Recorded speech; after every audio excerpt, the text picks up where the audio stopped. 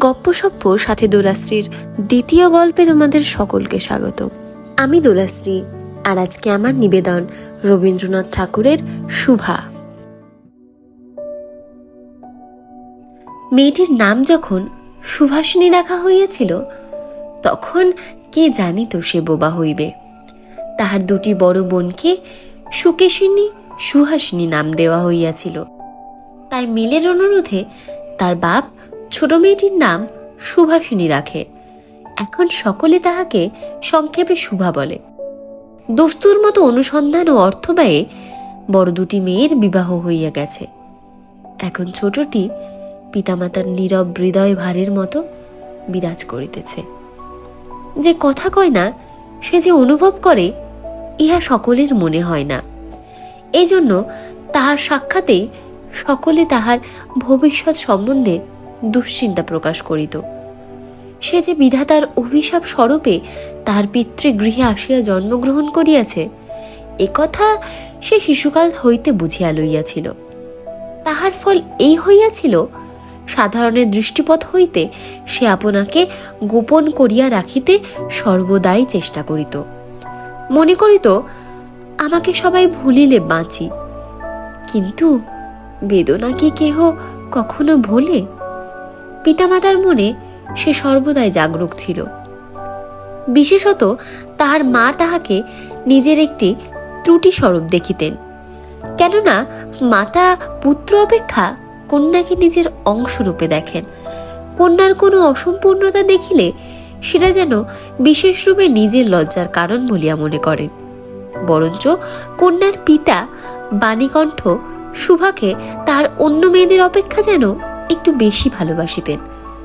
কিন্তু মাতা তাহাকে নিজের গর্ভের কলঙ্ক জ্ঞান করিয়া তাহার প্রতি বড় বিরক্ত ছিলেন।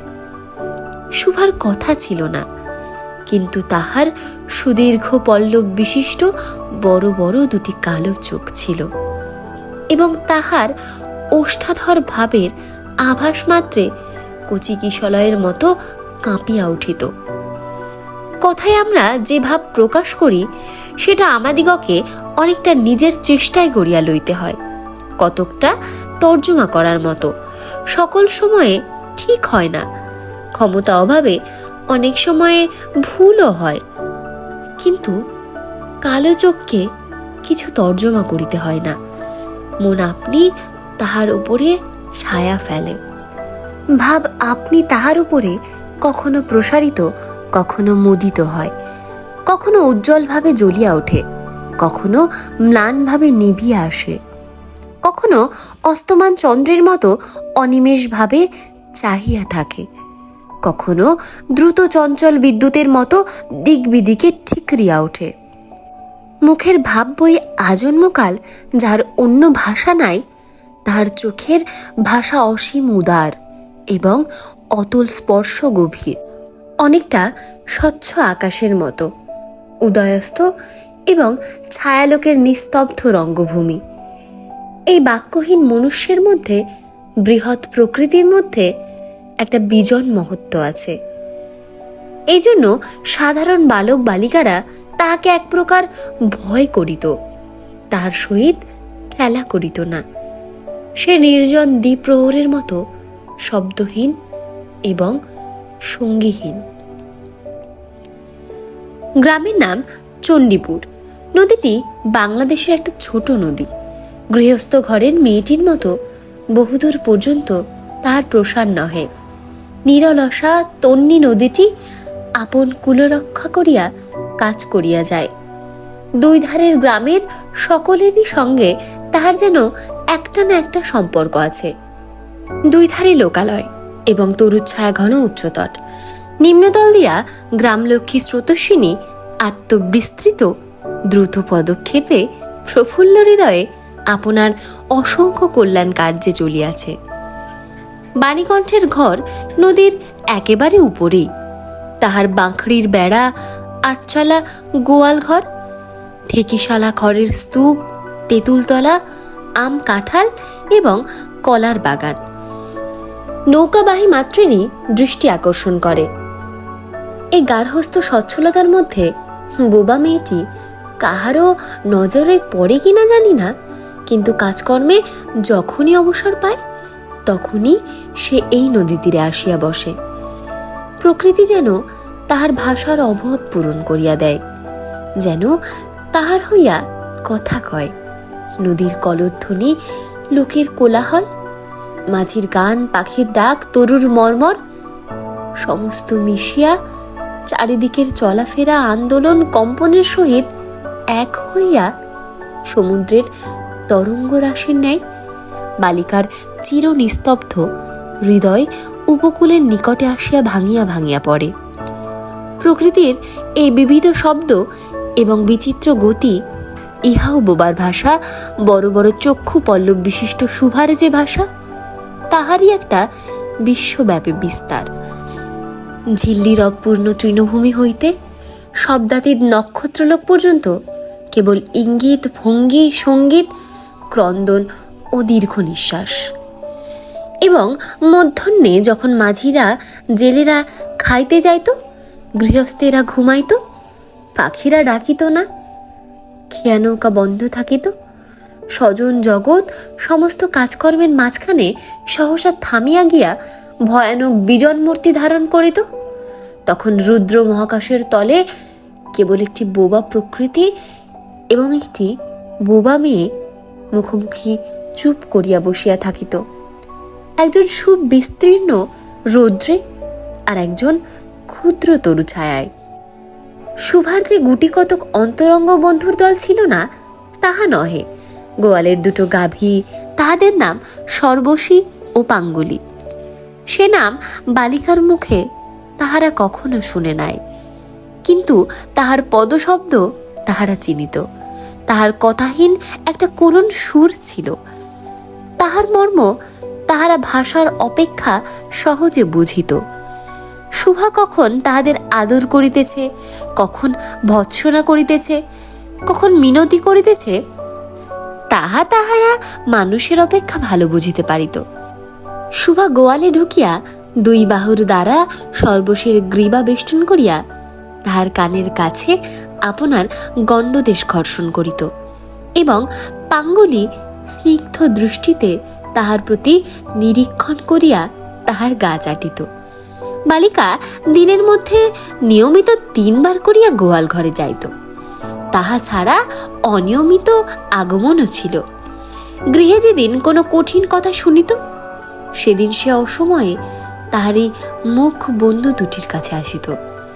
তাহার সহিষ্ণু পরিপূর্ণ বিষাদ শান্ত দৃষ্টিপাত হইতে তাহারা কি একটা অন্ধ অনুমান শক্তির দ্বারা বালিকার মর্মবেদনা যেন বুঝিতে পারিত এবং শুভার গা ঘেঁষিয়া আসিয়া অল্পে অল্পে তাহার বাহুতে শিং ঘষিয়া ঘষিয়া তাহাকে নির্বাক ব্যাকুলতার সহিত সান্ত্বনা দিতে চেষ্টা করিত। ইহারা ছাড়া ছাগল এবং বিড়াল শাবকও ছিল, কিন্তু তাহাদের সহিত শুভার এরূপ সমকক্ষ ভাবের মৈত্রী ছিল না। তথাপি তাহারা যথেষ্ট আনুগত্য প্রকাশ করিত। বিড়াল শিশুটি দিনে এবং রাত্রে যখন তখন শুভার গরম কোলটি নিঃসংকোচে অধিকার করিয়া সুখ নিদ্রার আয়োজন করিত এবং শুভা তাহার গ্রীবা ও পৃষ্ঠে কোমল আঙুলি বুলাইয়া দিলে যে তাহার নিদ্রাকর্ষণের বিশেষ সহায়তা হয়, ইঙ্গিতে এরূপ অভিপ্রায় প্রকাশ করিত। উন্নত শ্রেণীর জীবের মধ্যে শুভার আরও একটি সঙ্গী জুটিয়াছিল, কিন্তু তাহার সহিত বালিকার ঠিক কিরূপ সম্পর্ক ছিল তাহা নির্ণয় করা কঠিন, কারণ সে ভাষা বিশিষ্ট জীব, সুতরাং উভয়ের মধ্যে সমভাষা ছিল না। গোসাইদের ছোট ছেলেটি, তাহার নাম প্রতাপ, লোকটি নিতান্ত অকর্মণ্য। সে যে কাজকর্ম করিয়া সংসারের উন্নত করিতে যত্ন করিবে, বহু চেষ্টার পর বাপ মা সে আশা ত্যাগ করিয়াছেন। অকর্মণ্য লোকের একটা সুবিধা এই যে আত্মীয় লোকেরা তাহাদের উপর বিরক্ত হয় বটে, কিন্তু প্রায় তাহারা নিঃসম্পর্ক লোকেদের প্রিয় পাত্র হয়, কারণ কোনো কার্যে আবদ্ধ না থাকাতে তাহারা সরকারি সম্পত্তি হইয়া দাঁড়ায়। শহরে যেমন এক একটা গৃহ সম্পর্কহীন সরকারি বাগান থাকা আবশ্যক, তেমনি গ্রামে 2-4টা অকর্মণ্য সরকারি লোক থাকার বিশেষ প্রয়োজন। কাজে কর্মে আমোদে অবসরে যেখানে একটা লোক কম পড়ে সেখানেই তাহাদিগকে হাতের কাছে পাওয়া যায়। প্রতাপের প্রধান শখ ছিল ছিপ ফেলিয়া মাছ ধরা। ইহাতে অনেকটা সময় সহজে কাটানো যায়। অপরাহ্নে নদী তীরে ইহাকে প্রায় এই কাজে নিযুক্ত দেখা যাইত এবং এই উপলক্ষে সুভার সহিত তাহার প্রায় সাক্ষাৎ হইত। যে কোনো কাজেই নিযুক্ত থাক, একটা সঙ্গী পাইলে প্রতাপ থাকে ভালো। মাছ ধরার সময় বাক্যহীন সঙ্গী সর্বাপেক্ষা শ্রেষ্ঠ। এই জন্যে প্রতাপ সুভার মর্যাদা বুঝিত। এই জন্য সকলেই সুভাকে সুভা বলিত। প্রতাপ আরেকটু অতিরিক্ত আদর সংযোগ করিয়া সুভাকে সু বলিয়া ডাকিত। সুভা তেঁতুল তলায় বসিয়া থাকিত এবং প্রতাপ অনতি দূরে মাটিতে ছিপ ফেলিয়া জলের দিকে চাহিয়া থাকিত। প্রতাপের একটি করিয়া পান বরাদ্দ ছিল। সুভা তাহা নিজে সাজিয়া আনিত এবং বোধ করি অনেকক্ষণ বসিয়া বসিয়া চাহিয়া চাহিয়া ইচ্ছা করিত প্রতাপের কোনো একটা বিশেষ সাহায্য করিতে, একটা কোনো কাজে লাগিতে, কোনো মতে জানাইয়া দিতে যে এই পৃথিবীতে সেও একজন কম প্রয়োজনীয় লোক নহে। কিন্তু কিছুই করিবার ছিল না। তখন সে মনে মনে বিধাতার কাছে অলৌকিক ক্ষমতা প্রার্থনা করিত। মন্ত্র বলে সহসা এমন একটা আশ্চর্য কাণ্ড ঘটাইতে ইচ্ছা করিত যাহা দেখিয়া প্রতাপ আশ্চর্য হইয়া যাইত। বলিত, তাই তো, আমাদের সুভীর যে এত ক্ষমতা তাহা তো জানিতেম না। মনে করো, সুভা যদি জলকুমারী হইত, আস্তে আস্তে জল হইতে উঠিয়া একটা সাপের মাথার মণি ঘাটে রাখিয়া যাইত। প্রতাপ তাহার তুচ্ছ মাছ ধরা রাখিয়া সেই মানিক লইয়া জলে ডুব মারিত এবং পাতালে গিয়া দেখিত রূপার অট্টালিকায় সোনার পালঙ্কে কে বসিয়া? আমাদের বাণীকণ্ঠের ঘরের সেই বোবা মেয়ে সু। আমাদের সু সেই মণিদীপ্ত গভীর নিস্তব্ধ পাতালপুরীর একমাত্র রাজকন্যা। তাহা কি হইতে পারিত না? তাহা কি এতই অসম্ভব? আসলে কিছুই অসম্ভব নয়, কিন্তু তবুও সুপ্রজাশূন্য পাতালের রাজবংশে না জন্মিয়া বাণীকণ্ঠের ঘরে আসিয়া জন্মিয়াছে এবং গোসাইদের ছেলে প্রতাপকে কিছুতেই আশ্চর্য করিতে পারিতেছে না। সুভার বয়স ক্রমেই বাড়িয়া উঠিতেছে। ক্রমে সে যেন আপনাকে আপনি অনুভব করিতে পারিতেছে, যেন কোনো একটা পূর্ণিমা তিথিতে কোনো একটা সমুদ্র হইতে একটা জোয়ারের স্রোত আসিয়া তাহার অন্তরাত্মাকে এক নতুন অনির্বচনীয় চেতনা শক্তিতে পরিপূর্ণ করিয়া তুলিতেছে। সে আপনাকে আপনি দেখিতেছে, ভাবিতেছে, প্রশ্ন করিতেছে এবং বুঝিতে পারিতেছে না। গভীর পূর্ণিমা রাত্রে সে একদিন ধীরে শয়নগৃহের দ্বার খুলিয়া ভয়ে ভয়ে মুখ বাড়াইয়া বাহিরের দিকে চাইয়া দেখে। পূর্ণিমা প্রকৃতিও সুভার মতো একাকিনী, সুপ্ত জগতের উপর জাগিয়া বসিয়া যৌবনের রহস্যে, পুলকে, বিষাদে, অসীম নির্জনতার একেবারে শেষ সীমা পর্যন্ত, এমনকি তাহা অতিক্রম করিয়াও থমথম করিতেছে। একটি কথা কহিতে পারিতেছে না। এই নিস্তব্ধ ব্যাকুল প্রকৃতির প্রান্তে একটা নিস্তব্ধ ব্যাকুল বালিকা দাঁড়াইয়া। এদিকে কন্যা ভারগ্রস্ত পিতামাতা চিন্তিত হইয়া উঠিয়াছেন। লোকেও নিন্দা আরম্ভ করিয়াছে। এমনকি এক ঘরে করিবে এমন জনরব শোনা যায়। বাণীকণ্ঠের সচ্ছল অবস্থা, দুবেলাতেই মাছ ভাত খায়, এজন্য তার শত্রু ছিল। স্ত্রী পুরুষে বিস্তর পরামর্শ হইল। কিছুদিনের মতো বাণী বিদেশে গেল। অবশেষে ফিরিয়া আসিয়া কহিল, চলো, কলিকাতায় চলো। বিদেশ যাত্রার উদ্যোগ হইতে লাগিল। কুয়াশা ঢাকা প্রভাতের মতো সুভার সমস্ত হৃদয় অশ্রু বাষ্পে একেবারে ভরিয়া গেল। একটা অনির্দিষ্ট আশঙ্কা বসে সে কিছুদিন হইতে ক্রমাগত নির্বাক জন্তুর মতো তাহার বাপ মায়ের সঙ্গে সঙ্গে ফিরিত। ডাগর চক্ষু মেলিয়া তাহাদের মুখের দিকে চাহিয়া কি একটা বুঝিতে চেষ্টা করিত, কিন্তু তাহারা কিছু বুঝাইয়া বলিতেন না। ইতিমধ্যে একদিন অপরাহ্নে জলে ছিপ ফেলিয়া প্রতাপ হাসিয়া কহিল, কি রে সু, তোর নাকি বর পাওয়া গেছে? তুই বিয়ে করতে যাচ্ছিস? দেখিস আমাদের ভুলিস নে। বলিয়া আবার মাছের দিকে মনোযোগ করিল। মর্মবিদ্ধ হরিণী ব্যাধের দিকে যেমন করিয়া তাকায়, নীরবে বলিতে থাকে, আমি তোমার কাছে কি দোষ করিয়াছিলাম? শুভা তেমনই করিয়া প্রতাপের দিকে চাহিল। সেদিন গাছের তলায় আর বসিল না। বাণীকণ্ঠ নিদ্রা হইতে উঠিয়া শয়ন গৃহে তামাক খাইতেছিল। শুভা তাহার পায়ের কাছে বসিয়া তাহার মুখের দিকে চাহিয়া কাঁদিতে লাগিল। অবশেষে তাহাকে সান্ত্বনা দিতে গিয়া বাণীকণ্ঠের শুষ্ক কপলে অশ্রু গড়াইয়া পড়িল। কাল কলিকাতায় যাইবার দিন স্থির হইয়াছে। শুভা গোয়াল ঘরে তাহার বাল্য সখীদের কাছে বিদায় লইতে গেল। তাহাদিগকে সহস্তে খাওয়াইয়া গলা ধরিয়া একবার দুই চোখে যত পারে কথা ভরিয়া তাহাদের মুখের দিকে চাহিল। দুই নেত্রপল্লব হইতে টপটপ করিয়া অশ্রু জল পড়িতে লাগিল। সেদিন শুক্লা দ্বাদশীর রাত্রি। শুভা শয়ন গৃহ হইতে বাহির হইয়া তাহার সেই চির পরিচিত নদী তটে শস্প সজ্জায় লুটাইয়া পড়িল। যেন ধরণীকে এই প্রকাণ্ড মুখ মানবতাকে দুই বাহুতে ধরিয়া বলিতে চাহে, তুমি আমাকে যাইতে দিও না মা, আমার মতো দুটি বাহু বাড়াইয়া তুমিও আমাকে ধরিয়া রাখো। কলিকাতার এক বাসায় শুভার মা একদিন শুভাকে খুব করিয়া সাজাইয়া দিলেন। আটিয়া চুল বাঁধিয়া খোপায় জরির ফিতা দিয়া অলঙ্কারে আচ্ছন্ন করিয়া তাহার স্বাভাবিক স্ত্রী যথাসাধ্য বিলুপ্ত করিয়া দিলেন।